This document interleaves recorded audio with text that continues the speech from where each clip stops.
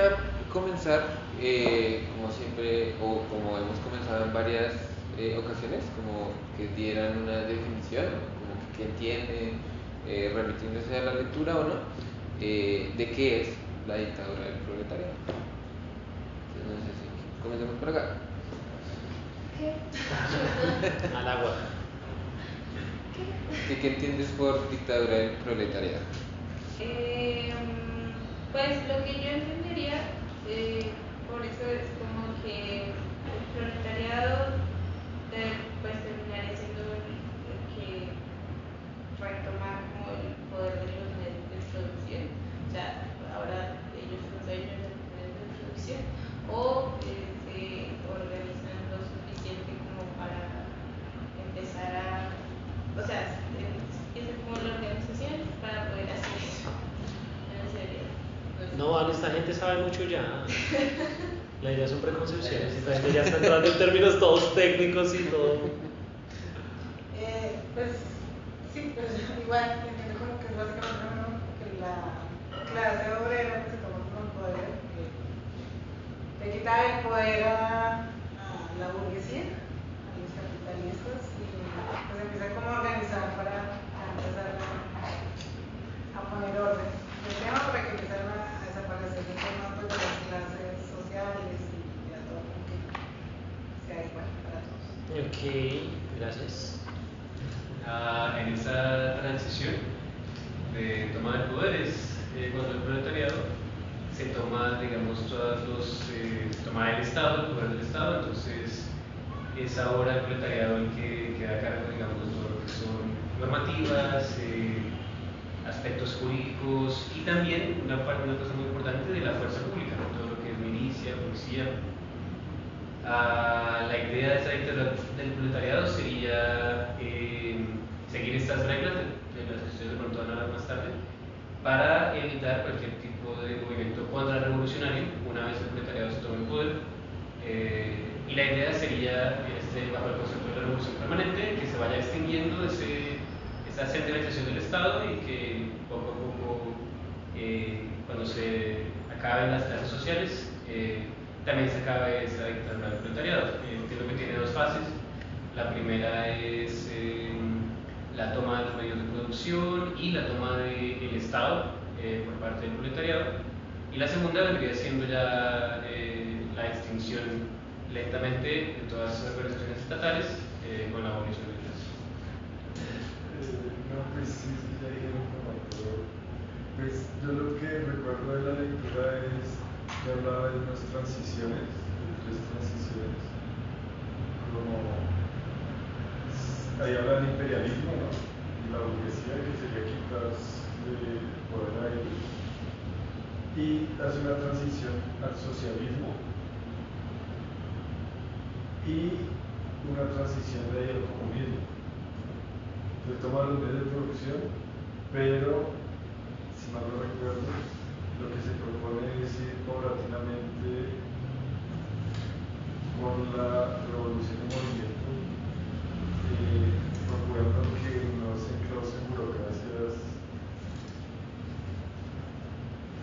No es un rechazo a las instituciones, pero tampoco quiere que se anquilosen, como se supone que según la lectura son las instituciones burguesas, ¿no? Es como, eso es lo que recuerdo. Va por ese lado, sí. Okay. No, pues digamos, para no repetir y como no entrar en la explicación, yo sé como una definición muy breve, que es una forma de gobierno con un carácter de clase particular, que es pues el de la clase obrera. Así es. Bueno, a mí me suena que es como la etapa en la que sí, el proletariado se toma el poder de los medios de producción, como esa transición, pues sí, que después de la revolución, pues que la clase obrera se toma el poder. ¿Ya? Dale, Juanda, ¿quieres empezar? Sí, bueno, pues no, pues ya lo saben todos. Ya en esta ronda dieron la clase, muchas gracias. Ya hablaron de medios de producción, ya hablaron de poder, ya hablaron de instituciones, ya hablaron de burocracia, ya hablaron de imperialismo. ¿No? ¿Qué hacemos, Juana? ¿Vamos a comer empanadas? Pues la primera parte es la de democracia y libertades, ¿no? Em, y con el término de dictadura del proletariado, me parece que deberíamos empezar como explicándolo, aunque pues ustedes ya lo tienen más claro que lo tendría alguien como que no, sin formación política. Y es que pues en el lenguaje como coloquial, usual, la palabra dictadura tiene como una connotación negativa, casi intrínseca, y se la asocia mucho con autoritarismo, sí, opresión, etcétera, etcétera, ¿no? Pero pues desde el marxismo tiene una concepción diferente. Entonces, creo que me adelanto un poquito, pero es que creo que no se puede, es que van muy de la mano con el concepto de Estado, porque pues como decía René, ¿no? Democracia para quién, ¿no? Y libertades para quién. Y desde la ideología neoliberal, desde la ideología burguesa, que es algo que ya también hemos mencionado, pues el Estado se pinta como un ente neutral, como un ente que se comporta de manera neutral ante las clases y ante las pulsiones de clases, y pues sabemos que eso no es posible, en tanto que los intereses de las dos clases principales son antagónicos. Y pues desde que nació el Estado, y como nació en sociedades formadas por clases, se ha venido identificando el Estado con pues, la clase dominante. Entonces, pues sabemos que no es un ente neutral, que todas las instituciones, el gobierno, el poder judicial, el ejército, la policía, las instituciones que lo componen, pues no son neutrales, no se comportan neutralmente y pues responden a los intereses de una de las clases. Y aquí me gustaría leer textualmente una definición de Engels. Dice, pues es un fragmento de el libro de Engels, El origen de la familia, la propiedad privada y del Estado. Como el Estado nació de la necesidad de refrenar los antagonismos de clases y como al mismo tiempo nació en medio del conflicto de esas clases, es, por regla general, el Estado de la clase más poderosa, de la clase económicamente dominante, que, con la ayuda de él, se convierte también en la clase política dominante, adquiriendo con ello nuevos medios para la represión y la explotación de la clase oprimida. Así, el Estado antiguo era ante todo el Estado de los esclavistas para tener sometidos a los esclavos. El Estado feudal era el órgano del que se valía la nobleza para tener sujetos a los campesinos siervos. Y pues de la misma manera, el Estado capitalista lo podríamos definir como la dictadura de la burguesía, en tanto que es el instrumento del que se vale la burguesía para mantener la esclavitud asalariada, oprimidas a las masas trabajadoras y otras clases sociales. Entonces, pues libertades para quién? ¿Quién realmente puede ejercer libertad en el Estado capitalista? Eso como para explicar la naturaleza de la democracia y de la dictadura. Entonces cuando hablamos de dictadura del proletariado no es como algo antagónico a la democracia, porque realmente quienes son libres en el Estado capitalista, sino que hablaríamos de algo que es antagónico a la dictadura de la burguesía. Y que pues una de las críticas que se le hace al concepto, a la fórmula de dictadura del proletariado, es que deja por fuera la segunda parte, o bueno, otro aspecto muy importante de la teoría marxista, que es la democracia pues, proletaria, socialista.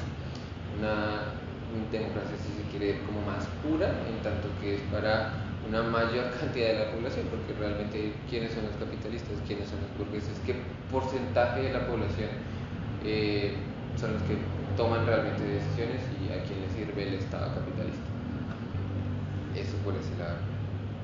Y bueno, pues otro aspecto importante a tocar es que pues el concepto de dictadura, como mencionaba, no es antagónico al de democracia, porque no hay ninguna incoherencia, en teoría, entre decir que el Estado capitalista es una dictadura de la burguesía y que al mismo tiempo pues, es una democracia parlamentaria. Como veíamos la clase pasada y parafraseando, los ciudadanos, las clases oprimidas, el proletariado, tiene la libertad de escoger cada 4 años o X cantidad de años a los miembros de la clase burguesa, los representantes de la clase burguesa, que los van a aplastar en el Parlamento, en el Congreso, en el Senado. Y de hecho Lenin reconocía, yo creo que es una concepción errónea que se hace del marxismo, como que es anticapitalista y realmente es postcapitalista. Y pues Lenin decía que si bien la democracia que tenía el capitalismo era mejor que lo que había en la Edad Media, igual era una democracia hipócrita, incompleta, en tanto que pues solo representa o solo sirve a los intereses de la clase dominante, de la clase capitalista. En tanto existan las clases en la sociedad, siempre vamos a hablar de una dictadura. El Estado o el régimen político que funcione en una sociedad de clases va a ser una dictadura. Pero pues ¿de quién contra quién? De la mayoría contra la minoría, de la minoría contra la mayoría. Pues lo que ha existido hasta ahora de forma hegemónica o en la mayoría de regímenes políticos que han existido en la historia, pues como explicaba Engels, es el de la clase dominante que siempre ha sido la minoría sobre la mayoría. Me hubiera gustado que hubiera habido así hartísima gente escuchando a Juan en ese pedazo, porque son, digamos, como ideas que sí, para eso está la cámara, que son como ideas que pues hace falta discutir y que creo que Juan toca, digamos, como un tema muy importante, y es la cuestión de la democracia. Entonces, la democracia viene del griego, que es demos y kratos, que es prácticamente como la voluntad del pueblo. Y la burguesía ha utilizado el concepto así, de esa manera, a su favor. Entonces, si yo fuera la burguesía, ¿quién puede tomar las decisiones? ¿Quién puede expresar la verdad? ¿Quién se encarga de los asuntos que nos competen a todos nosotros? Soy yo. Pero les vendo la idea de que ustedes están incluidos dentro de la discusión. Pero entonces, si no estoy mal ahí dentro de la misma lectura o quizás en otras, no, mentiras, es en esta. Marx dice como la cuestión de que nosotros tengamos un tipo de sistema distinto, en donde no tengamos largas jornadas laborales, es que la clase obrera y la gente pueda participar en la política. Nosotros no podemos hacer eso. Nosotros nos citan cada 4 años para que votemos por listas de partidos ya preexistentes, de gente que realmente no conocemos, cuyas propuestas realmente nunca bajan a tierra, y termina siendo ahí como un juego, como lo mencionó ahorita Juanma, termina siendo un juego en donde tú decides quién te va a ahorcar, y a eso le llaman democracia. Pero ¿qué de nuestros intereses realmente se ven reflejados ahí? Para complementar entonces lo que decía Juan, es como la democracia tiene apellido. No es la voluntad de todo el mundo participando, sino es que o la democracia es o burguesa o es obrera. Y eso, digamos, entra o hace entrar en debate una concepción ahorita muy fuerte entre la juventud, y es: creemos que en un gobierno distinto la democracia se amplía. ¿Qué pasa? Que lo que estaba poniendo ahorita en debate Juanda es muy importante, porque la gente cree, y está dentro de su conciencia que llamaríamos reformista, es la conciencia que quiere cambios sociales, creen que la democracia está en el nivel del gobierno. Votamos por un gobierno distinto y tenemos más democracia, tenemos más participación.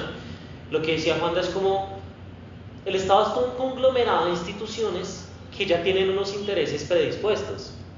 O sea, no es como que cada 4 años el Estado se convierte en un aparato totalmente diferente, imparcial, que va a ser más beneficioso a nosotros, sino que en realidad el Estado ya tiene unas reglas de juego, ya cumple con ciertos intereses y se encarga, no importa quién sea el presidente, de seguirlos.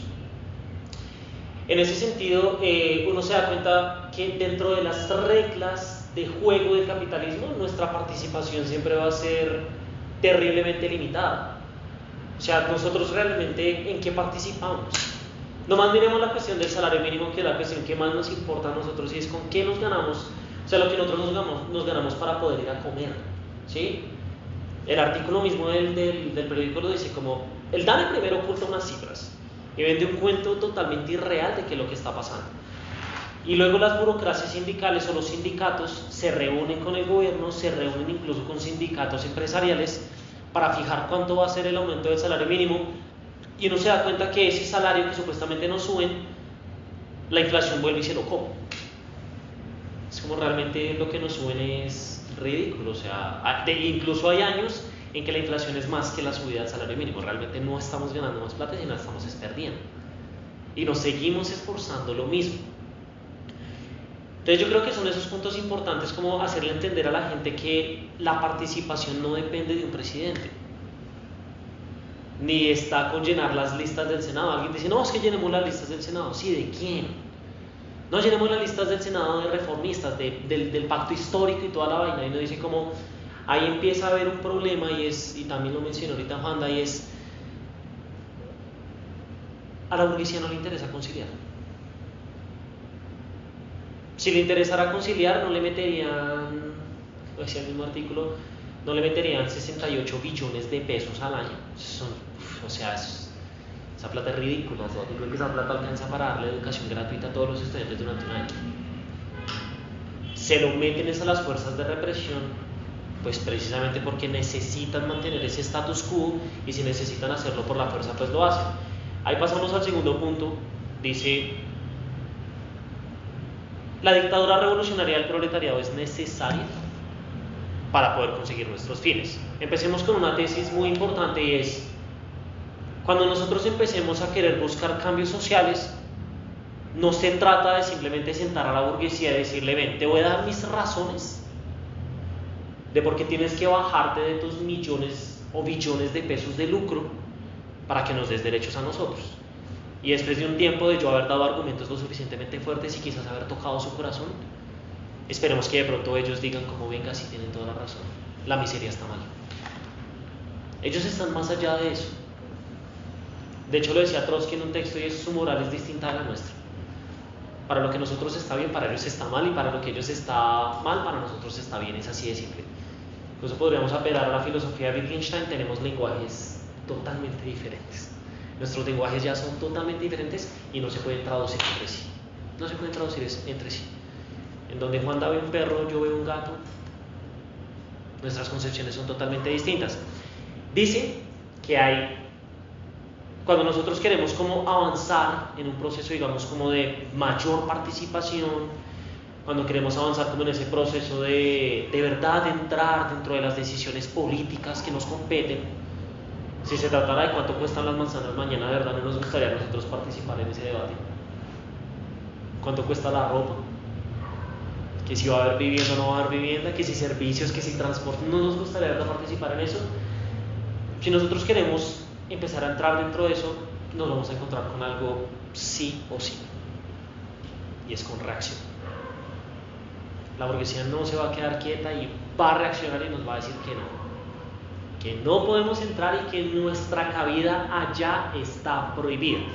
Y entonces el texto cita un ejemplo, no sé si recuerden, que tiene que ver con la Revolución Francesa, tiene que ver con el régimen del terror. ¿Qué pasa con el régimen del terror? Y es, la burguesía tuvo un tiempo en que fue revolucionaria. ¿En contra de qué? En contra del absolutismo y en contra de la monarquía. Y ellos sabían que si se sentaban a hablar con la monarquía se iba a armar e iba a organizar un movimiento contrarrevolucionario lo suficientemente fuerte para acabar con el movimiento de la burguesía. ¿Qué hicieron Robespierre y el otro tipo del que no recuerdo muy bien el nombre en este momento? Instauraron incluso la guillotina por un año. O sea, quien esté en contra de nuestras ideas le vamos a cortar la cabeza, así de simple, así de sencillo. Ojo, ahí lo único que nosotros podemos aprender de la burguesía es, primero fue revolucionaria, es decir, trató de acabar con todo un sistema en donde el rey decía, esos no son tus zapatos son míos. Y como la propiedad, en la monarquía y en el absolutismo no existía ni propiedad privada ni propiedad pública, no existía nada de eso. Todo le pertenecía al rey. Si el rey te quería reclamar esos zapatos y hoy lo reclamaba, me importa un comino. Y te subieron los impuestos impagables hasta que esa gente simplemente se terminó mamando. Entonces ellos establecieron un régimen en donde la monarquía no podía hablar. Lo único que le esperaba a la monarquía era esperar ser sometida. Ok, bueno, de ese proceso y de otros procesos, Trotsky, Nahuel Moreno y demás establecen 5 leyes si nosotros queremos aumentar nuestra participación. La primera de ellas es a la dictadura, lamentablemente, y ellos lo llaman un concepto científico, yo creo que sí. Dice, hay un concepto científico y es que a la dictadura se le responde con dictadura. Porque si tú a la dictadura le quieres responder con diálogo, la dictadura se va a cagar de la risa. Y eso es así de sencillo. ¿Listo?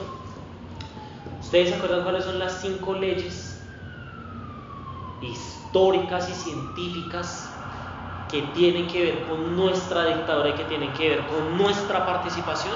Menciona 5. El texto menciona 5 de ellas. Pues yo no lo alcanzo a leer, pero creería yo que no tiene que ver con la protección a la propiedad privada. Tiene mucho que ver con el tema, sí. Bueno, dice, la primera regla es que la burguesía demostró que salió victoriosa gracias a imponer una dictadura contra el absolutismo y contra el feudalismo. O sea, la burguesía no parece haber salido victoriosa por haberse puesto a hablar con el clero. Nada, fue violenta y tenemos que aceptarlo. ¿Listo? Segunda, el proletariado, actuará de la misma manera, pero en defensa de la revolución socialista. Es decir, lo que le podemos aprender a la dictadura de la burguesía es que si nosotros queremos acabar con su régimen de la misma manera en que ellos acabaron con el del absolutismo, a nosotros nos toca actuar de manera implacable. Si nosotros tenemos un desacuerdo con Jimena y yo le digo que sí, ella me dice que no, y yo le digo pero que sí, ella me dice pero que no, y yo hasta entiendo sus argumentos de por qué me dice que no, ella me dice no porque es que es mi riqueza, y decirle a usted que sí es bajarme de ella cuando yo lo que estoy buscando es acumular más. Yo, mi madre, no es ni siquiera que no entendamos a la burguesía, la entendemos tan perfectamente que sabemos que ella se va a quedar ahí con no, y ya. Entonces, ¿qué va a pasar si yo le digo que sí a Michelle y Michelle me dice que no? Y como no vamos a llegar nunca a un acuerdo, solo queda una salida científica. A uno de los dos le toca someter al otro. Ahora alguien diría, como Jonathan, pero a usted ¿cómo se le ocurre decir esas palabras, sometimiento, su Cristo, jamás? Y uno pone a pensar y dice como, hombre, el sometimiento de la burguesía es súper cruel, súper sangriento. O sea, la historia, los libros, los videos, lo que nosotros mismos hemos tenido que padecer, nos damos cuenta que están dispuestos, mejor dicho, a lo que sea. A lo que sea. O sea, masacres, allanamientos, encarcelamientos falsos y un montón de vainas, están dispuestos a lo que sea por mantenerse un rey. ¿Yo cómo hago para hablar con alguien así? ¿Yo cómo hago para hacer entrar en razón a alguien que no es que no entre en razón, es que él tiene su razón y hay que entenderla? Si yo fuera un burgués yo tendría la razón con él, pero es que no estamos de ese lado. Dice la tercera regla o la tercera ley: en situaciones de revolución y regla no aplica ninguna norma. No es como que nosotros nos estemos dando a los arañazos con alguien y yo le diga, no, espérate, no me puedes sacar la uña del meñique porque esa rasguña muy duro. O sea, ella quiere acabar conmigo, ¿sí? Estamos arañándonos re fuerte, estamos combatiendo. En el combate no hay regla que valga. Es como que estemos enfrentándonos dos ejércitos y yo le diga, ven, me haces un favor, no me puedes disparar al corazón porque eso está en contra de la Carta Internacional de los Derechos Humanos. Al otro soldado le vale mierda, va a buscar es hacer un headshot, ¿sí? Entonces, en momentos de guerra civil, en momentos de revolución no hay norma que valga, no se puede apelar a la Constitución. La Constitución de pronto servirá para hacer fogatas por las noches, pero al resto, para nada más. Ahí de pronto me gustaría interrumpir. Sí, claro, sí, siempre que tengan que decir algo, levanten la mano, interrumpan, digan, porque la idea es entrar siempre en diálogo. Me regreso un poquito a lo del Estado. Sí. Y a la respuesta de la burguesía, y eso es algo pues, que ya sabemos hace más de un siglo.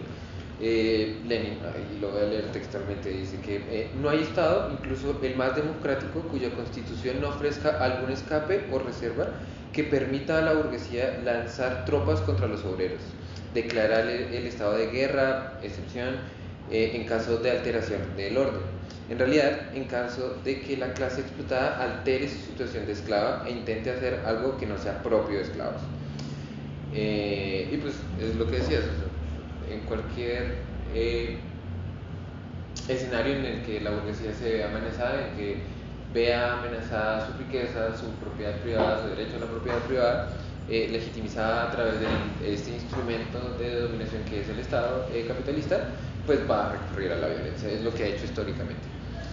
Respecto a lo de las normas, sí, definitivamente pues el proceso revolucionario no puede como enmarcarse en la legalidad del Estado capitalista.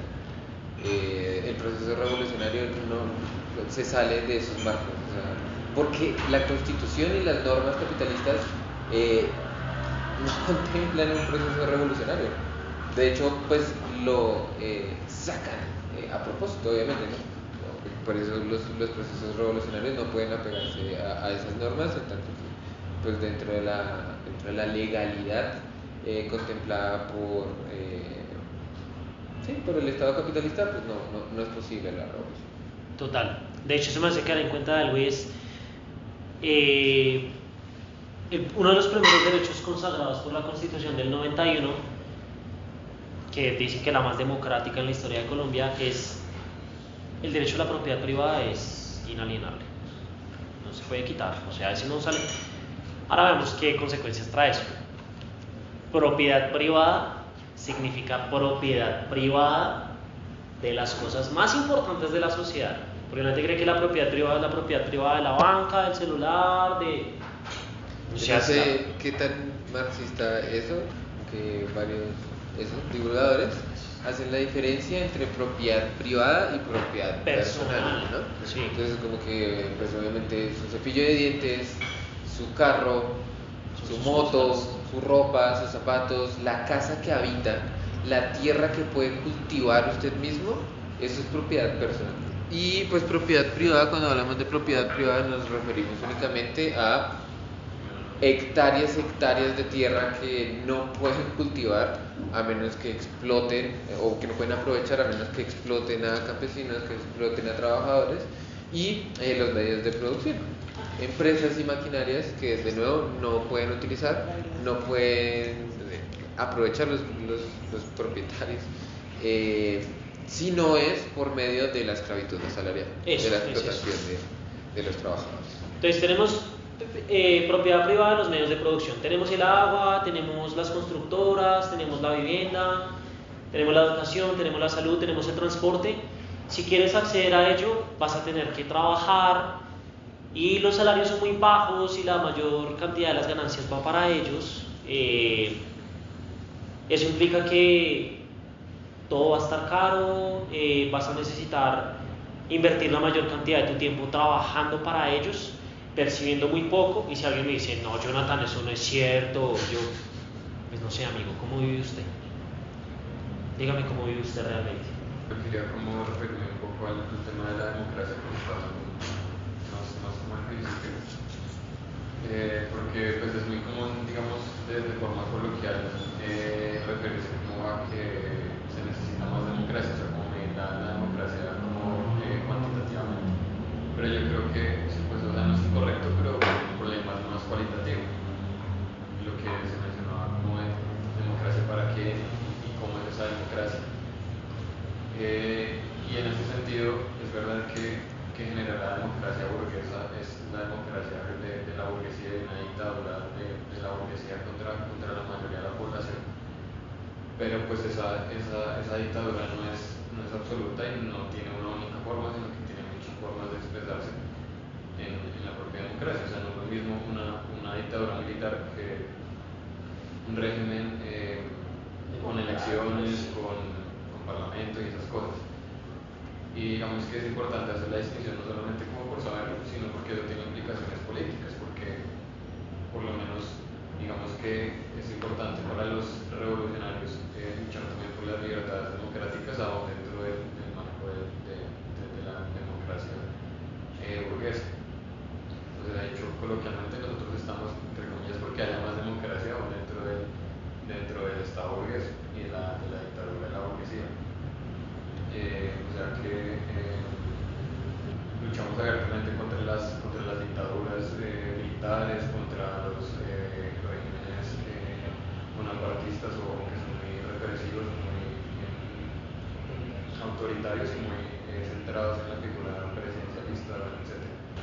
Con eso quiero decir que no es como que nuestra solución es como ultraizquierdista, como nosotros estamos en la revolución socialista y la dictadura del proletariado y ahí para abajo pues todo es lo mismo y no nos importa, sino pues que igual las luchas democráticas hay que darlas y es importante acompañarlas y dirigirlas porque no solamente porque pues hay que hacerlo porque pues el salón vida, o sea, por un tema moral y políticamente correcto si se quiere, sino porque también es táctico a nivel político. Una revolución democrática se puede convertir, no es determinista, pero pues se puede convertir en una revolución socialista, como ha pasado pues, en algunas épocas en la historia.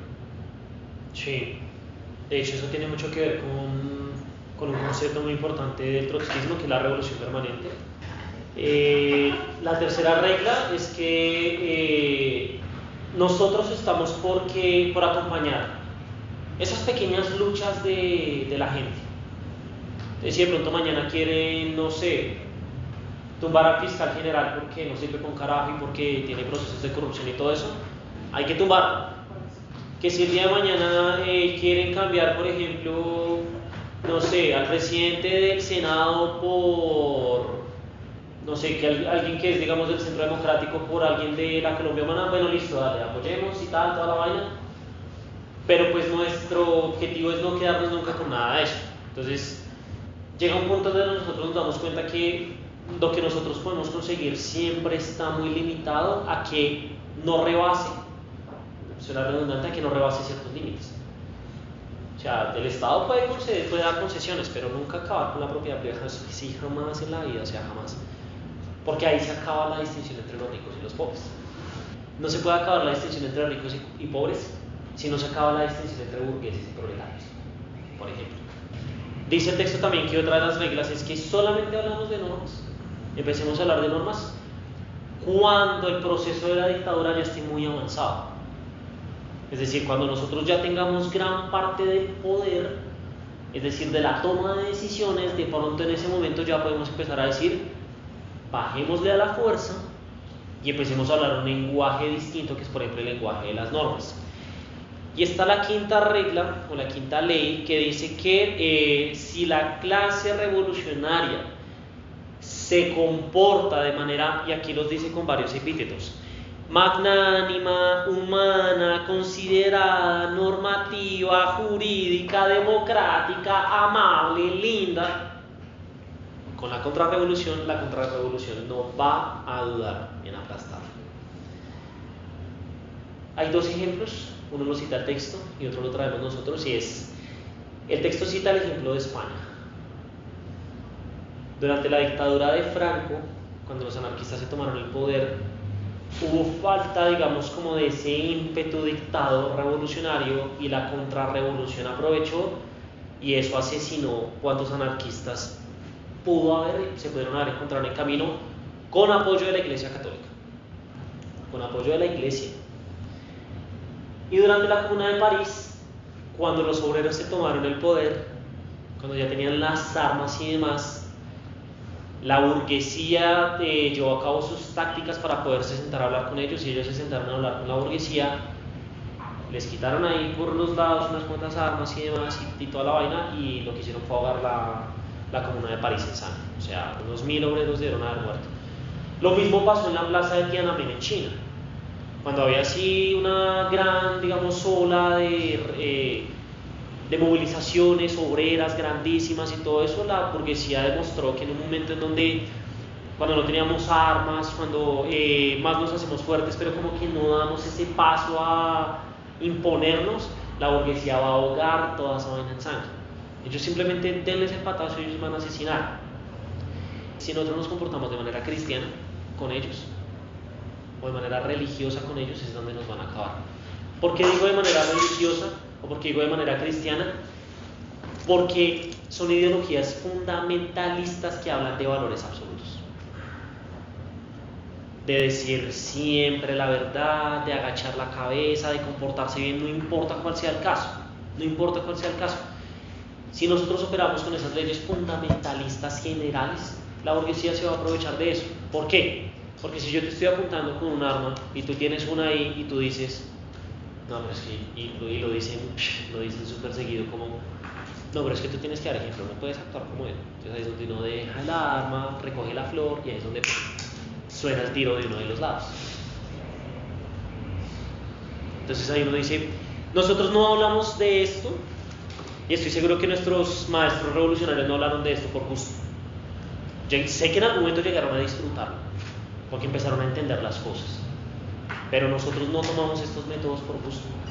Es más, si a mí me preguntaran y me dijeran, venga Jonathan, la solución se va a dar, la burguesía va a ceder. ¿Cómo lo quiere hacer? ¿Sometiéndolos sangrientamente o hablando con ellos? Cualquiera de los dos caminos que tome ellos van a ceder, sí. ¿Para qué me voy a poner yo a ahogar esa vaina en sangre? Y a mejor digo, no, sí, si quieren hablar, hablemos. Si quieren hablar, hablemos. Pero, o sea, sí, la historia misma dicta que no va a pasar. Ahora, pues puede que entremos en un momento en guerra, no haya normas y toda la vaina, pero eso nos diferencia de concepciones anarquistas, de la normatividad. Pues un poquito relacionado a lo que había mencionado, como que las normas y las instituciones, bueno, el Estado no es maleable en tanto que no puede como acomodarse para responder a los intereses de una clase o de la otra. No podemos utilizar las instituciones existentes en el Estado capitalista para que responda a los intereses de la clase trabajadora, no es posible. En ese sentido, como mencionaba, la normativa y la legalidad burguesa pues no contempla el proceso revolucionario, por lo que tenemos que destruir cualquier institución que se oponga resistencia al proceso revolucionario, mantener las que sean útiles al proceso revolucionario, que defiendan, por ejemplo, la revolución socialista de la contrarrevolución. Pero pues esas instituciones no son fijas, ¿no? No son inmutables y tampoco se pueden quedar ahí si es que ya no las necesitamos o si es que en algún momento del proceso pues incluso llegan a como frenar el proceso revolucionario. Entonces ahí entraría el concepto de revolución permanente, que es constantemente evaluar qué se tiene que cambiar. Obviamente cualquier conquista que se pueda alcanzar desde la legalidad del Estado capitalista, pues la tomamos, ¿no? Porque no vamos a decir como que, no, reduzcamos las horas de los trabajadores, no, porque eso no es suficiente, tenemos es que tomarnos los medios de producción y abolir la esclavitud asalariada. Pues sí tenemos, pero pues 2 horas menos para los trabajadores es ganancia. Pero pues no nos podemos quedar ahí. La idea es cambiar las normas y cambiar las instituciones en función del momento en el que esté la revolución socialista en curso y pues seguir transformando las instituciones. Pero pues eso, en contraste con los anarquistas, no podemos como no tener instituciones que como que establezcan las normas que respondan a los intereses del proletariado, de la clase obrera, y que en especial que la defiendan del imperialismo y de la contrarrevolución, porque pues están las dos cosas, está la contrarrevolución interna y se puede dar en un país que esté llevando a cabo un proceso revolucionario, pero pues ahí además está también el imperialismo extranjero, que también va a meter mano si es necesario, como en el caso de la Comuna de París, que literalmente no solo fue el Estado francés el que aplastó esa revolución obrera, sino que ante la amenaza de perder sus privilegios y el derecho sobre la propiedad privada de los medios de producción, la burguesía francesa aplastó la revolución, incluso en colaboración con otro estado con el que estaba en guerra un poquito antes de que ocurriera lo de la Comuna de París. Entonces, como que para que no se den esos eventos, pues es necesario tener instituciones y normas que protejan de alguna manera la revolución socialista. Que ahí pues hay como una contradicción un poco, como que queremos destruir la instituciones que es el Estado, utilizando instituciones. Pues sí, no hay otra manera. Los anarquistas tienen una concepción de toda norma es autoridad y toda autoridad es sometimiento. Vean que eso suena súper intuitivo. Es como boys. Suena súper intuitivo. Y por eso es que siento que por eso es tan apelativo. O sea, vivimos sometidos. Alguien dice, vivimos sometidos es por normas. Juan David lo mencionó desde el principio. Ojo, son normas burguesas, no son normas. Porque si fueran normas, no se comportarían como se comportan. Si fueran normas, no habría habido falsos positivos. Ni Operación Orión, ni mejor dicho, hasta donde podemos nombrar. O sea, ni la masacre del Aro, ni nada de esas vainas. Si se comportaran así, ¿sí? Los anarquistas dicen, toda norma es coercitiva, no te deja actuar.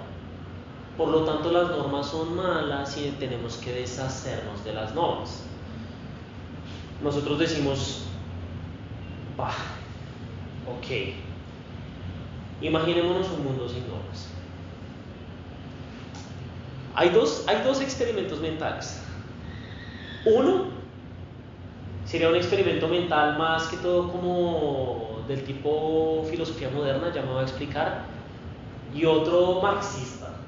El de la filosofía moderna es como, si no hay normas, puede que sobrevendría lo que llamamos el estado de naturaleza de Hobbes, de Rousseau y de John Locke. Nadie tiene reglas, entonces todo el mundo hace lo que quiera y pues si me da la regalada gana de someterte, ¿quién me va a decir que no? Pero la visión marxista es un poco más profunda y dice, si no hay normas y establecemos una comunidad en donde nos autogobernamos, que eso es lo que busca el anarquismo, de pronto estoy dejando de lado muchas cosas del anarquismo porque el anarquismo es bien grande, pero una de las tesis que más se escucha es como ellos buscan es el autogobierno. Cuando no haya normas más allá de lo que tú te dices, que es darse a sí mismo la ley, eso sí es súper rusoniano, la burguesía va a aprovechar eso. La burguesía va a aprovechar que nosotros somos átomos. Ni nos tocamos, ni nos jodemos, ni nos decimos, ni nos hacemos. Tú te autogobiernas y tú miras por ti mismo y pelas por ti mismo y tal y toda la vaina. La burguesía va a aprovechar esa desorganización y van a golpear tan duro como puedan para volvernos a someter. Entonces resulta que nosotros sí necesitamos normas y sí necesitamos instituciones. Y como decía Juanda, ¿pero cuáles? Y quería complementar diciendo que, de hecho, el Estado, la comunidad que se imagina el anarquismo es una perita en dulce para la burguesía. Es servir en bandeja de plata a la sociedad otra vez. Porque precisamente hay algo de lo que carecemos. Y es de cierta organización, disciplina, plan unificado interno que nos permita a nosotros responder a lo que ellos tienen. Y ellos tienen organización, disciplina, planes, tareas, responsabilidades y objetivos. Si nosotros, a semejante aparato que se llama Estado, porque la organización de la burguesía es el Estado y sus sindicatos, por ejemplo, si nosotros respondemos a eso con una organización mucho más endeble, mucho más suave, mucho más atómica y demás, ellos van a aprovechar el papayazo, ¿sí? Instituciones que nos sirven muchísimo, efectivamente, es tener un ejército nuestro. Cuando nosotros empecemos a avanzar en nuestro proceso revolucionario, con lo primero con lo que ellos van a responder es con coerción violenta física. Si nosotros no respondemos a eso de otra forma, nos van a joder, nos van a asesinar y demás. De hecho, una de las cosas que yo siento que frenó mucho el paro nacional, aparte de no tener una dirección que unificara el proceso, ¿sí? También hicieron falta líneas de defensa. Es que nosotros nos reventaban durísimo durante el paro, nos reventaban durísimo.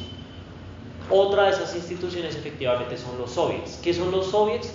Los soviets son consejos de trabajadores, o eran de campesinos y de soldados, ¿sí? Se unían 3 ramas dentro de unos consejos que se dividían de manera local y eventualmente se van a tener que dividir en ramas de la producción, que son los que toman las decisiones sobre los asuntos públicos o los asuntos más importantes de la sociedad. Hay instituciones que nosotros vamos a tener que utilizar que son instituciones capitalistas y las vamos a utilizar mientras les sirvan a la revolución, y cuando ya no les sirvan a la revolución simplemente nos deshacemos de ellas. ¿Cuál es el factor distintivo con el anarquismo? Y es que ellos no creen en instituciones, nosotros sí, pero nosotros no creemos en instituciones per se. Nosotros creemos en instituciones es para qué. O sea, ¿para qué sirve esa institución? Y es para acabar con el trabajo asalariado, para acabar con el hambre, para acabar con el desempleo. Necesitamos un instrumento unificado, en vez de tener un montón de gente por allá apartada cultivando en sus huertas, que eso es importante. Lo que pasa es que no lo vamos a lograr así. Necesitamos es algo detrás de eso para que eso que él está haciendo no corra peligro, ¿sí? O sea, eventualmente vamos a llegar a eso, a tener nuestras parcelas, a ser productores libres. Lo que cambia entre nosotros es qué método vamos a utilizar. No, de todas formas, el anarquista de alguna forma está sometido al capitalismo, porque ¿quién le va a vender las semillas? ¿Cuánto en algún momento le van a cobrar por el pedazo de tierra? O impuestos, o digamos todo ese tipo de cosas. Va a tener que seguirle pagando servicios a la mafia del agua, ¿sí me hago entender? O sea, es como salirse sin haberse salido del todo, y pues nosotros no queremos que eso pase. Queremos es salirnos de verdad y poder establecer eso, pero asegurándonos que se va a mantener. Pues sí, digamos que acá en Colombia hay un grupo de sociedades, de comunidades autosuficientes, que cultivan sus propios alimentos, que son energéticamente suficientes y están por fuera del sistema. Llega una minera extranjera y dice, uy, están en una montaña donde hay oro, ¿cómo van a defender eso? Nos van a sacar. Históricamente, ¿qué es lo que ha pasado cuando hay casos así? Y los van a sacar violentamente, total. Digamos, habían comunidades, pues es que eso pasaba por todo lado, ¿no? Pero en Bolivia, por ejemplo, había una organización fuerte de comunidades indígenas defendiendo el territorio, mataban a los representantes. Hasta que la comunidad decía como que nos vamos porque es que nos están matando. Asesinaban líderes sociales, y esa ha sido una táctica de ellos desde siempre. Dale, Andrés. No, estaba tratando como de conectar un poco con lo que nos daba en la clase anterior, porque me parece que efectivamente es una continuación, y hablábamos un poco precisamente de eso, del tema de las leyes, y bueno, en la lectura decía directamente el derecho burgués, y es, ¿por qué tener leyes? ¿Por qué tener normas? Y ahí se plantea pues que hacia el final del socialismo, o sea, llegando al comunismo, el derecho burgués, o sea, las leyes y las normas van a tender a desaparecer, porque desaparecen precisamente los conflictos de clase. Pues hay que tener en cuenta que entre iguales es muy difícil no tener, entre diferentes, perdón, es muy difícil no tener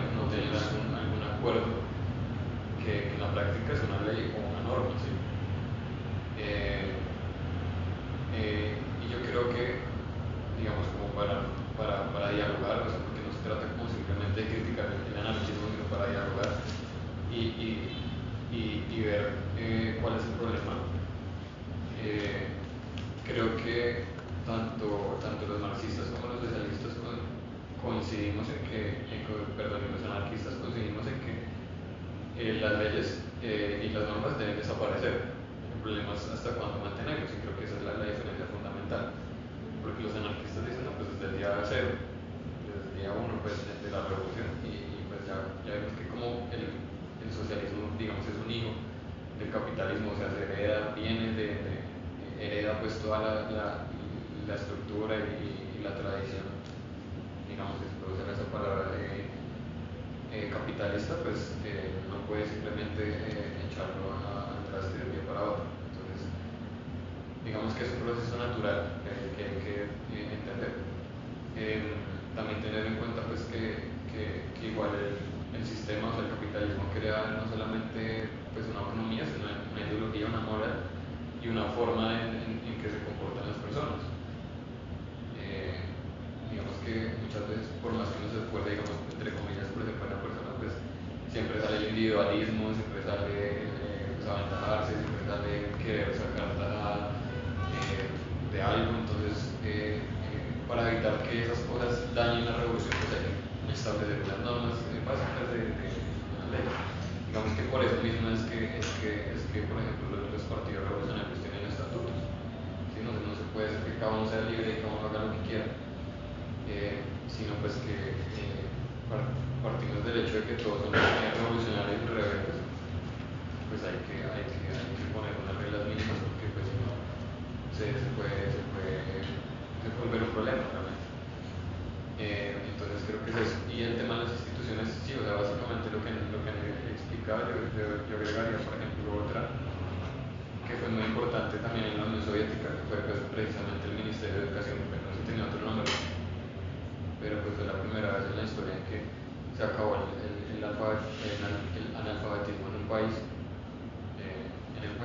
uno de los países más atrasados del mundo y uno de los más grandes del mundo. O sea, cubrir geográficamente toda la educación fue una tarea titánica, y eso se logró pues, a través de una institución. O sea, no se puede resolver diciéndole usted estudie y ya, y usted sea autónomo en su comunidad y estudie y aprenda a leer, sino que hubo un plan centralizado con el que dispuso todos los medios que había a disposición del Estado, que eran muy precarios, o sea, era el telégrafo y el tren básicamente, y el cine. Sí, y con eso se alfabetizó, pero pues no, o sea, eso era una institución, o sea, eso era el Estado, pero pues era el Estado obrero, o sea, era la dictadura proletaria, eso no se podía hacer. Obviamente no lo hizo evidentemente el Estado monárquico, y no lo iba a hacer la burguesía. Recuerdo que la clase pasada, una de las características del socialismo era que era internacional, el internacionalismo. Y en parte, no sé, poniendo el caso hipotético de que se logra el anarquismo en un país como Colombia, digamos. El capitalismo es un sistema global, entonces en algún momento, como decía Juan David, algo lo va a amenazar, así sea exterior. Puede venir una potencia y puede amenazar esa utopía anarquista que logramos construir en este caso. Lo que yo siento que puede, digamos, problematizar a los anarquistas cuando piensan en socialismo es más esta noción de que como seres humanos cualquier tipo de dominación, norma o institución va a estar corrompida por nuestro comportamiento, que es inherentemente pues, humano y que es susceptible a pues, corromperse. Y que si lo pensamos de esa manera fue algo que también toca la lectura más adelante, que supongo que ustedes van a hablar también, y es la burocratización de la dictadura del proletariado. Yo siento que ahí como que el esfuerzo sería en poder establecer los mecanismos, que estoy seguro que ya existen, por ejemplo dentro del partido, para que se eviten ese tipo de situaciones, porque siento que en parte los anarquistas, aunque no estoy, digamos, muy versado en su teoría, es muy grande y yo no la conozco realmente, ellos defienden principalmente las libertades individuales. pero nosotros entendemos que cualquier tipo de organización, incluso desde el anarquismo, son libertades que son pues, organizaciones, son instituciones y de alguna u otra manera funcionan con normas porque esa es la forma en la que funcionamos los seres humanos cuando nos relacionamos con otros, principalmente si son grupos más grandes, si hay recursos de por medio y si tenemos que tomar decisiones frente a esos recursos, sí o sí van a haber unas normas y unas instituciones que van a tener que nacer de ello. Entonces digamos que esta noción de las libertades individuales me parece que es mucho más ideológica, superficial, si se quiere. Pero también es cierto que esas cosas que ellos temen son pues reales, o sea, vale la pena como tener mucha claridad a la hora de decir cuáles son los mecanismos que tenemos como partido para que estas contrarrevoluciones no solo internas, digamos, de la burocracia, sino internas dentro del mismo proceso revolucionario. En algún momento pueden haber personas que inicien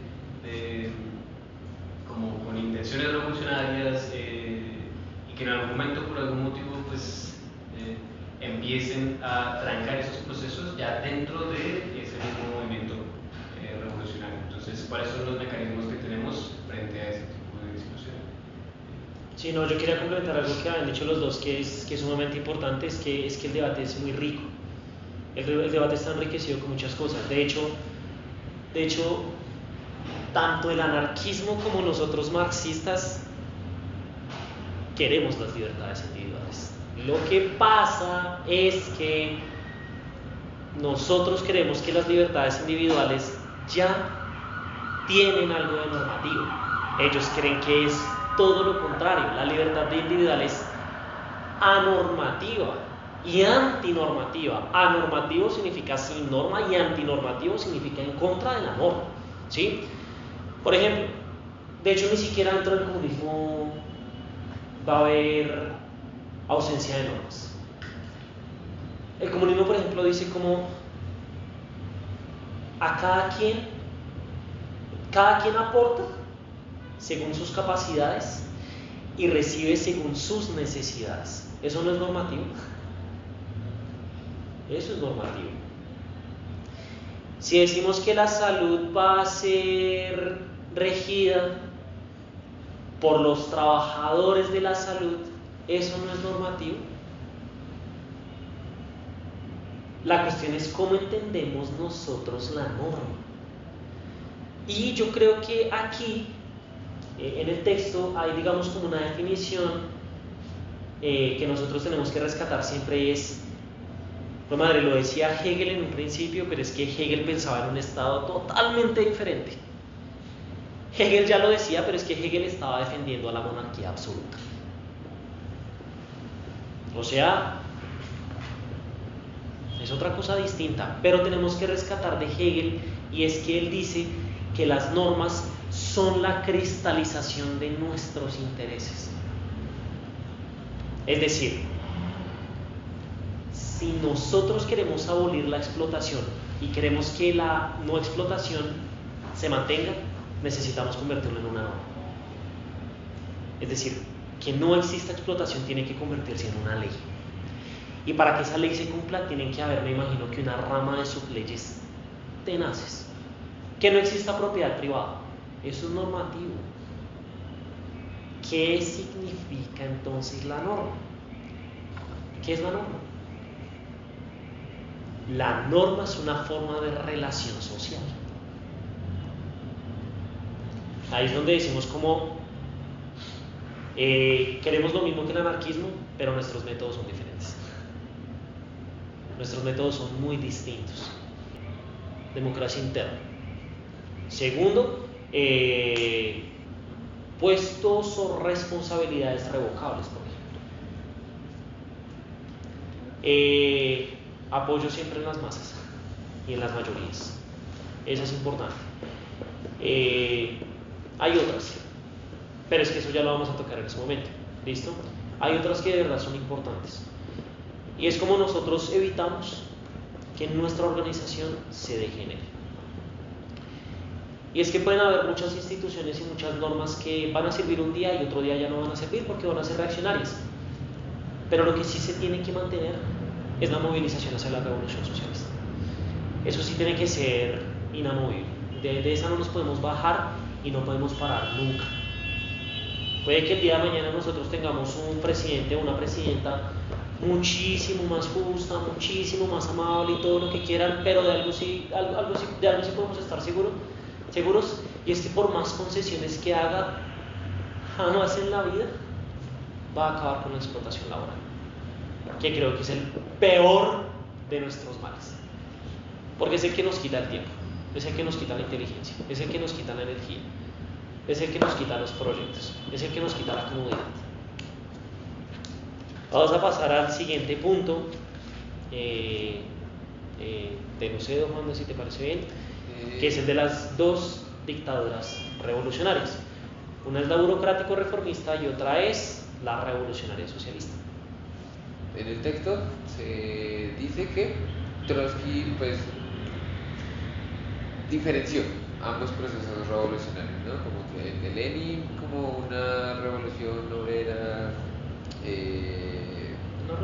sí, y el otro pues como una revolución obrera pero burocrática. Y creo que pues hay partes como que me costaron entender. Por ejemplo, él dice que ambas se parecen en que hay una estructura, en términos marxistas de estructura y superestructura, en tanto que ambas se basan económicamente en la expropiación de la clase capitalista, de los medios de producción, de los dueños de los medios de producción. Pero de ahí para arriba pues empiezan a diferenciarse. Entonces la de Lenin es como que sí revolucionaria, en tanto que es democrática, socialista, porque el sujeto revolucionario, el protagonista son pues las masas oprimidas, los trabajadores, y vela por los intereses de esas clases oprimidas.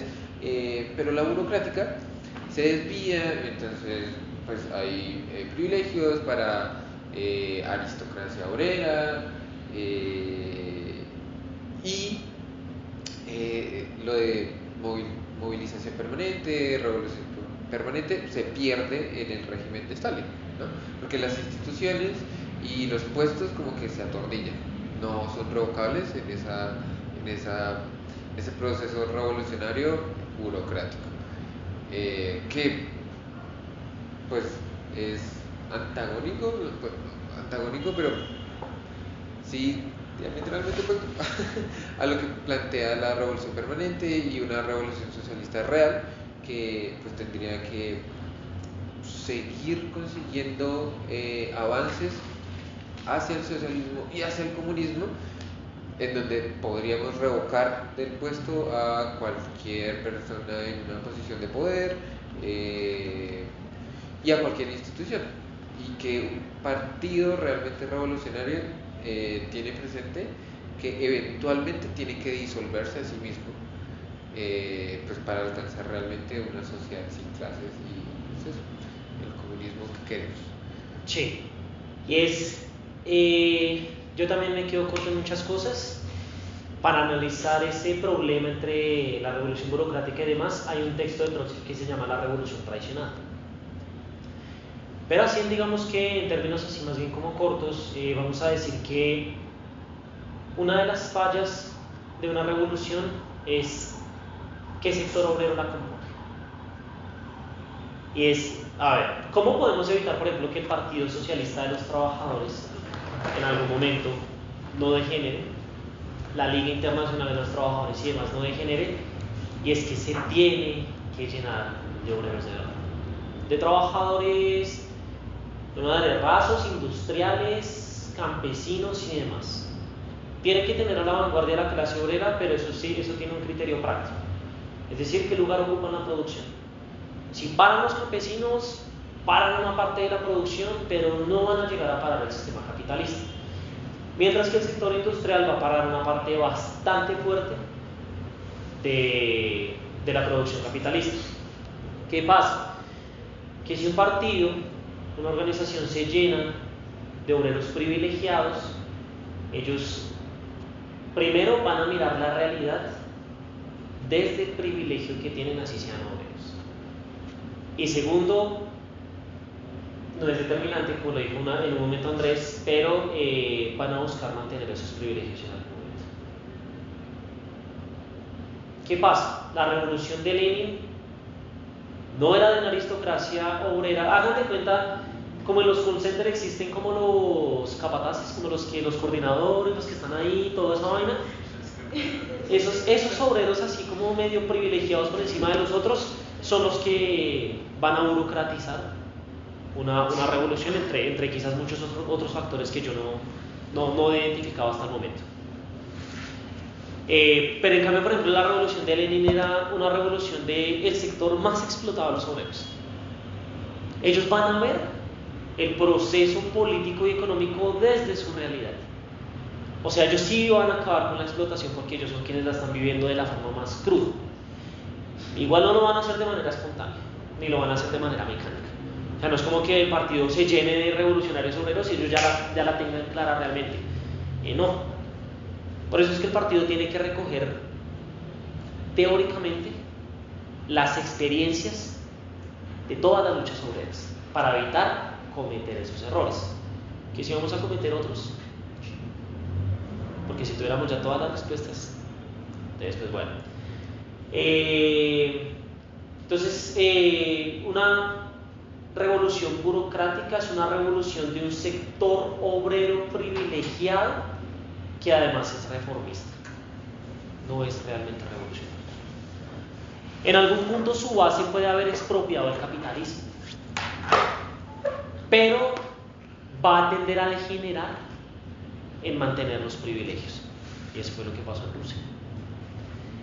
De hecho, Putin y toda su clase es heredera directa de Stalin. ¿Qué van a hacer ellos? Ellos van a tomar también las medidas que necesiten tomar para acabar con eso.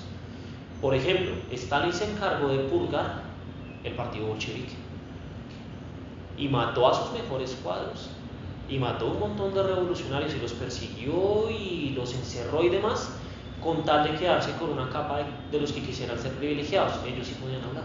Persecución cultural, no escrito. Persecución cultural, cambiar la historia, cambiar los escritos y un montón de vainas, reescribir la revolución a su favor para que culturalmente se defendiera la revolución socialista como una revolución burocrática.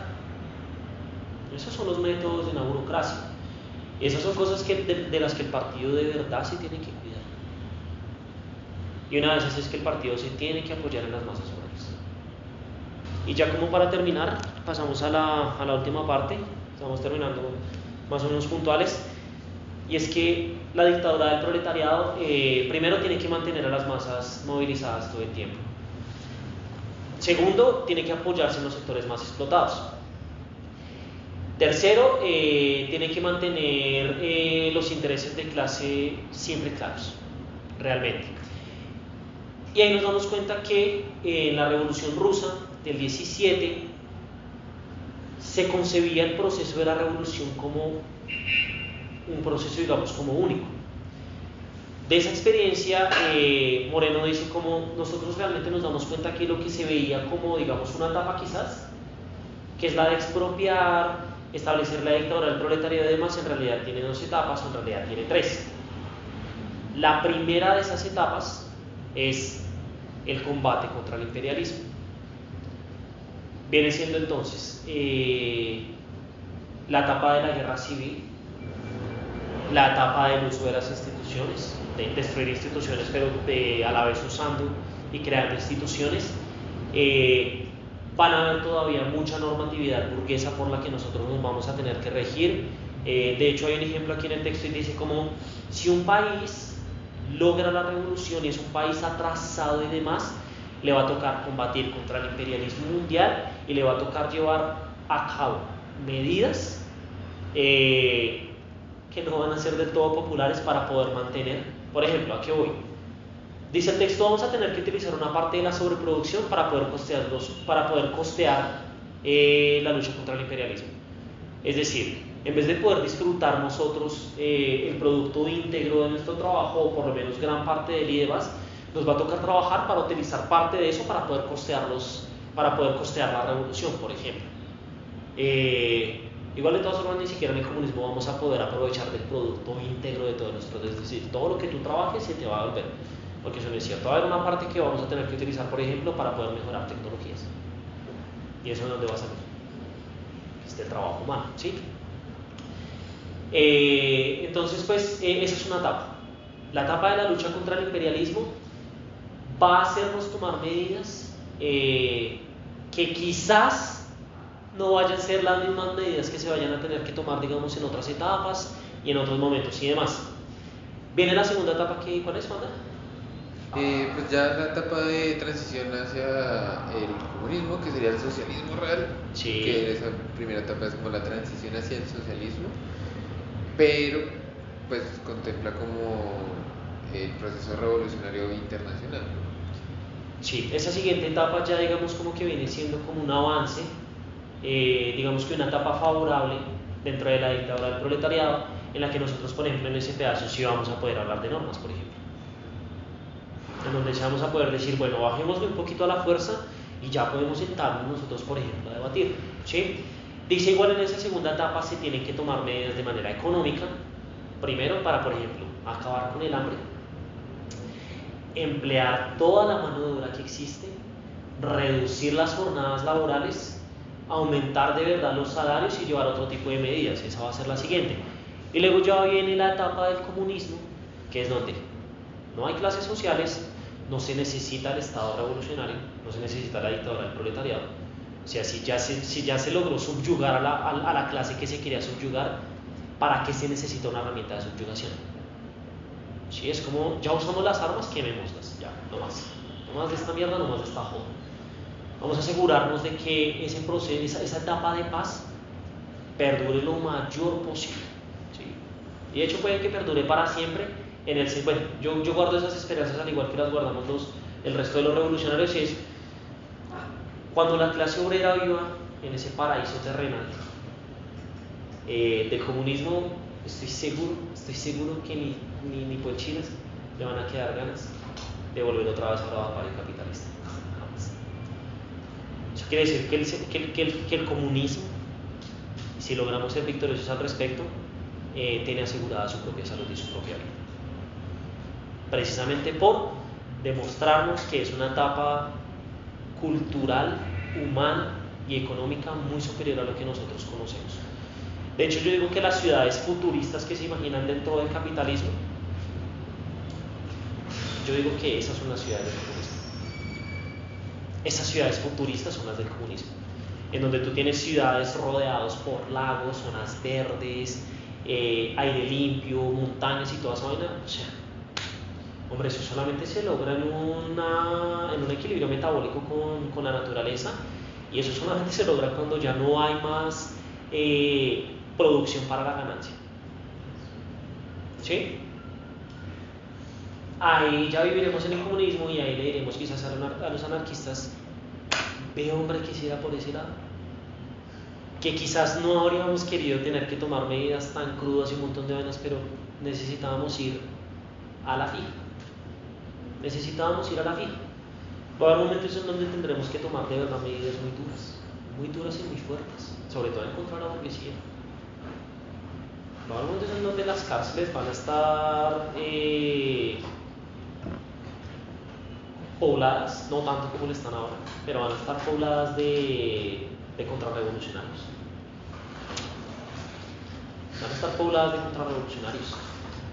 Hasta el momento que ya no necesitemos subyugarlos más. ¿Cuál es la ventaja? Que si alguien le teme a las consecuencias de eso, entonces nosotros siempre decimos, no creemos que las consecuencias de la mayoría subyugando a la minoría tengan las mismas consecuencias que tiene la minoría subyugando a quién sabe cuántos millones de personas. Es menor la cantidad de gente que realmente va a padecer la dictadura del proletariado que el proletariado padeciendo la dictadura de la burguesía. Y el otro debate que teníamos que día, o bueno, pues una conversación, surgía el tema del uso de la violencia en un proceso revolucionario, como que si se justifica utilizar la violencia y cuántas muertes puede llegar a ocasionar el uso de la violencia para alcanzar la dictadura del proletariado. Y yo creo que un argumento muy fuerte en contra es como que, ¿y cuántas muertes, cuánto sufrimiento nos está costando mantener este sistema? Sí, exacto. O sea, ya cuántos siglos llevamos como de barbarie, llevamos de muertes, llevamos de encarcelamiento, llevamos de hambre, llevamos Palestina, Ucrania, el Líbano, Siria, Libia, Ecuador, la crisis argentina. O sea, no se pone a pensar y dice como, o sea, estamos pagando demasiado alto el costo de que la revolución no haya sucedido antes. También es un problema con el término, ¿no? Como violencia lo entendemos como algo, un acto muy brutal, muy inmediato de alguien de pronto. Si alguien de pronto bestial y toda la vaina. Pero se expande y es muchísimo más, o sea, el hecho de ser un proletario explotado, 2 horas de transporte para trabajar, eso es violencia. Sí, igual de todas formas uno se pone a pensar y dice como, ¿cuáles son las formas de violencia que pueden existir dentro de una dictadura revolucionaria? ¿Cerrarle la prensa a la burguesía? Sí, obviamente que eso es violencia contra ellos. Encarcelar contra revolucionarios, obvio que eso es violencia contra ellos. Que si van a salir ejércitos incluso pequeño burgueses, es decir, ejércitos fascistas, a combatirnos a punta de armas, puños, navajas y todo eso, pues hombre, obviamente va a tocar responderles. Porque es eso, o permitirles que ellos sigan con la barbarie. El problema es que, bueno, ojalá el capitalismo no dijera, fue madre, bueno, vamos a seguir así, los niveles de vida se van a mantener así, estamos repailas y todo eso, pero no, o sea, el deshielo del Ártico, todas son vainas que uno dice como, o sea, no se puede sostener el capitalismo, no se puede sostener más, ¿sí? ¿Qué otro tipo de violencia puede haber? El encarcelamiento de esa gente, por ejemplo, en la expropiación, sacar a sus hijos y a sus familias de megamansiones. Decirles qué pena, pero no pueden vivir así ostentosamente. Embargarles las cuentas a los capitalistas, eso es violencia. Obviamente pues también llega el punto en donde nosotros hasta donde estamos comprometidos a llegar con esto. Hay quienes decimos desde el principio, hombre, nosotros vamos hasta las últimas consecuencias. Solo tenemos 2 resultados: o la victoria o dar la vida por esto, que igual la vida ya la estamos dando y de la manera más terrible de todas, y es la muerte lenta del obrero. Porque creo que lo discutíamos recién, nos conocimos, eso de tener un día a la semana para disfrutar de esto, eso no es vida, es que no es vida. Miren, la gente se la pasa trabajando toda su vida bajo estrés, bajo condiciones insalubres y un montón de vainas, para llegar a viejo, quizás asegurarse una pensión y gastarse todo ese tiempo en trámites médicos, en citas, comprando drogas y un montón de vainas porque la salud no le da. Esa es la vida del obrero bajo el capitalismo. Mientras ellos nos venden un cuento en donde van a hoteles, van a playas, se costean los mejores viajes, los mejores restaurantes. Durante la pandemia del COVID iban los médicos allá, tenían la UCI asegurada, balas de oxígeno y un montón de vainas que uno dice como, hombre, pues, no sé, para mí vale la pena luchar por esa vida. La única diferencia es que nosotros no vamos a pasar por encima de nadie para tenerlo.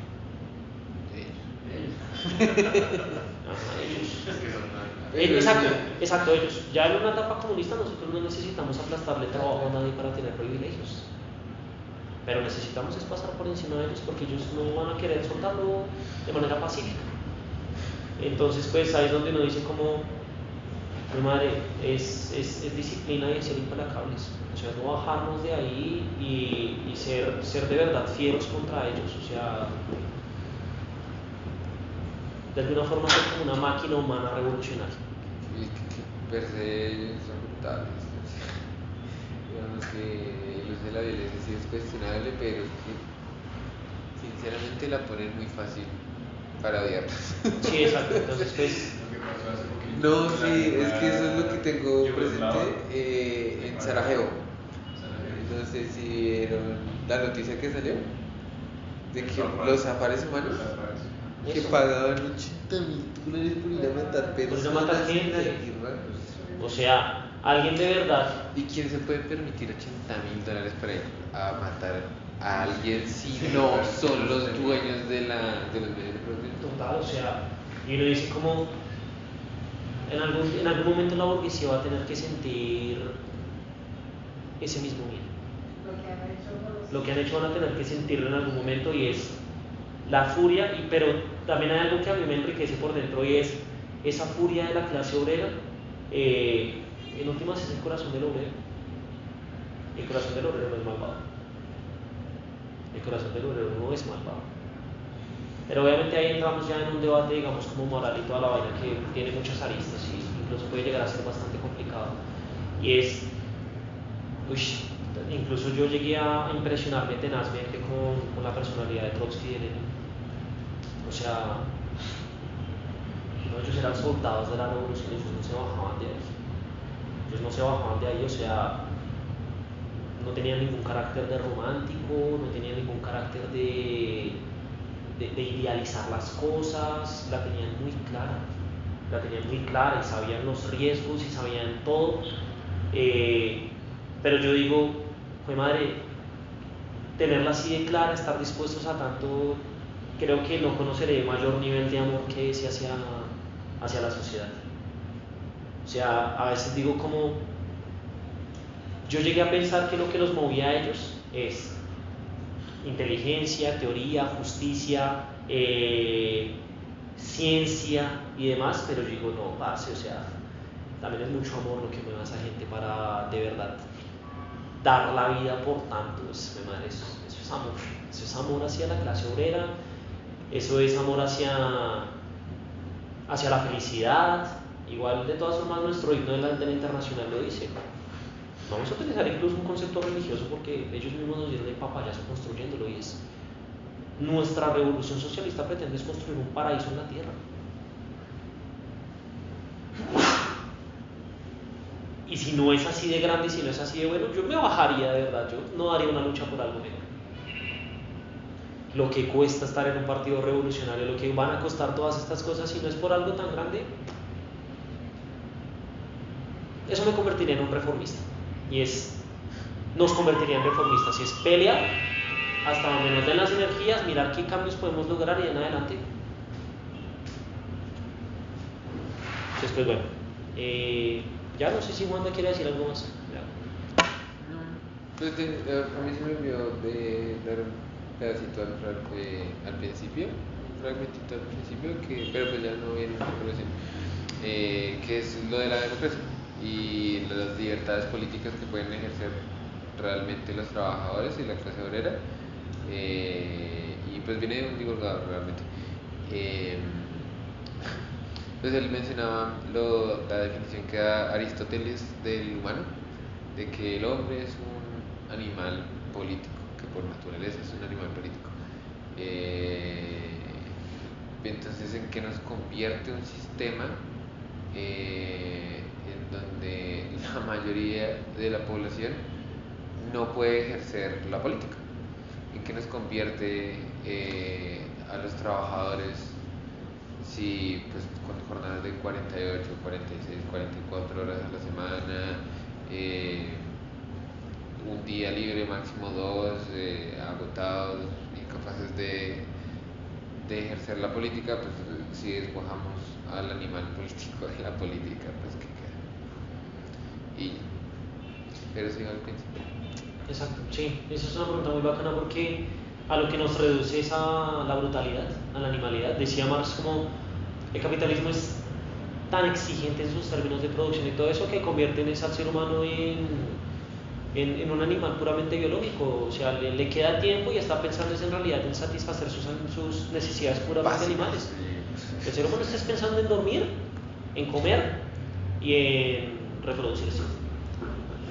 Si no está pensando realmente es en nada más. Y a eso llega lo que le da y lo que le alcanza realmente. O sea, uno se pone a pensar en dónde están sus niveles culturales, sus niveles de lectura. Además es que no tiene las condiciones. Si alguien dice, es que usted no piensa en nada más, pues muéstrame en dónde están las instituciones que le proveen al ser humano capacidad para, por ejemplo, ir más allá. Alguien me preguntaba a mí, ¿para qué sirve la filosofía? Y yo le digo, pues depende usted en qué momento me esté preguntando, en qué momento de la historia me está preguntando. Si usted me lo pregunta en el momento de la prehistoria humana en el capitalismo, yo no puedo ni siquiera puedo mercantilizar la filosofía. Entonces se convierte en algo inútil. Pero en el socialismo y en el comunismo, yo digo como porque ayer se le celebraba el Día Mundial de la Filosofía, y es Estoy seguro que lo primero que van a hacer las masas cuando tengan tiempo libre es ponerse a ejercitar la cabecita.